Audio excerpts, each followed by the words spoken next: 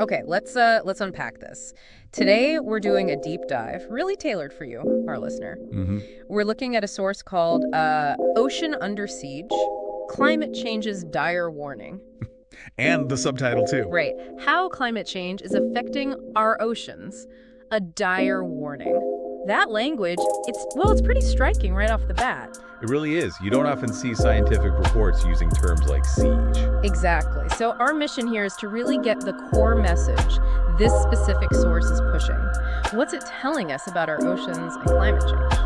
Well, the first thing is, like you said, the language. Oh. Ocean under siege, dire warning. It's not subtle. No. The source clearly thinks the situation is critical, urgent even. It frames the whole thing as needing immediate attention. So it's setting a very serious tone from the get-go. It's not just presenting data, it feels like it's sounding an alarm. Precisely. An urgent alert. Okay, so what specifics does it bring up to justify that? What's the core of how it says climate change is hitting the oceans? Well, one of the big things the source dives into is ocean acidification. Mm-hmm. As the ocean soaks up more CO2. It's in the atmosphere, right? Yeah, exactly. The water chemistry changes, it becomes more acidic. And the source is clear. This isn't just some abstract chemical shift. It has real effects. Real negative effects, especially for marine life that builds shells or skeletons. Think corals, shellfish. Ugh, so it makes it harder for them to actually build those structures to survive. Exactly. It directly stresses their ability to grow and live. So that under siege idea, it starts to make sense as like a chemical assault. Okay, that connects the dots. What else is highlighted? Another major point in the source is ocean warming. Global temperatures rise, ocean waters get warmer. Simple cause and effect there. Sure. But the document explains how this heat forces fish populations to move. They seek cooler waters, which disrupts, fishing patterns. And the food webs they're part of, I imagine. Absolutely. And it also explicitly links warmer seas to things like coral bleaching, more frequent, more severe events, devastating for reef ecosystems. So again, not theoretical, it's causing migrations, collapses in specific vital areas like reefs, which brings up a question for you, the listener. Yeah.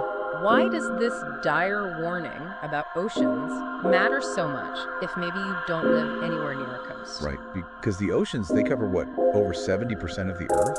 Yeah. They're huge drivers of our climate, our weather. Regulate so Immense amounts. They absorb massive heat, massive CO2.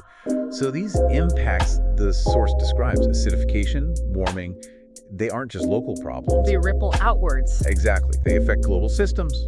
Yeah. Climate patterns change, food security can be impacted, biodiversity loss. It eventually touches everyone, everywhere. The ocean's health is planetary health, fundamentally. It really is the planet's life support in many ways. Okay, so let's quickly recap this specific source then. It paints a pretty stark picture, very urgent. Uses that dire warning framing deliberately. Yeah, backed up by specific examples like acidification and warming disrupting ecosystems. It's making a clear case that, from its perspective, the situation is severe. The message from this document is unambiguous. Climate change poses serious challenges to the oceans, and it warrants, in their view, immediate serious attention based on these specific impacts. Okay, so given that forceful framing from this source and the evidence it points to, here's something to think about. A final thought for you. Go for it. What does it actually mean to truly hear? To really internalize a dire warning like this one, especially when it's about something so huge, so vital as our oceans? What does that kind of warning call you to maybe consider or explore further?